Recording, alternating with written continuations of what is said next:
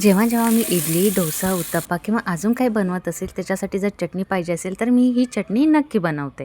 झटपट तयार होते आणि घरात उपलब्ध साहित्यामध्ये बनते.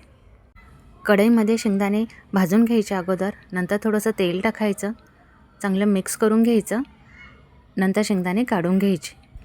कढईमध्ये चमचाभर तेल टाकून घ्यायचं, मोहरी टाकायची, जिरे टाकायचे आणि उडदाची डाळ आहे तीही टाकायची थोडीशी. ते तडतडलं की मग कांदा आहे त्याला कापून टाकायचं आणि परतून घ्यायचं. कांदा पण परतला थोडासा की त्याच्यामध्ये लसूण, अद्रक, लाल मिरची, कढीपत्ता आणि लाल मिरची पावडर आणि मीठ टाकून मिक्स करून घ्यायचं. थंड झाल्यावर मिक्सरच्या भांड्यात टाकायचं, शेंगदाणेही टाकून घ्यायचे आणि मिक्सरने वाटून घ्यायचं. पाणीही टाकायचं. नंतर परत तुम्हाला किती पातळ चटणी ठेवायची त्याच्यानुसार तुम्ही वाटून घ्यायचं.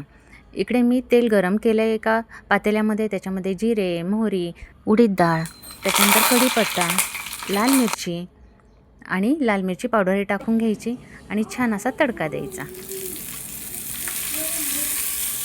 तर ही तयार झाली आपली इडली डोसाची चटणी. खूप छान लागते आणि झटपट तयार होते. एकदा नक्की ट्राय करा. आवडल्यास लाईक, शेअर आणि सबस्क्राईब करा.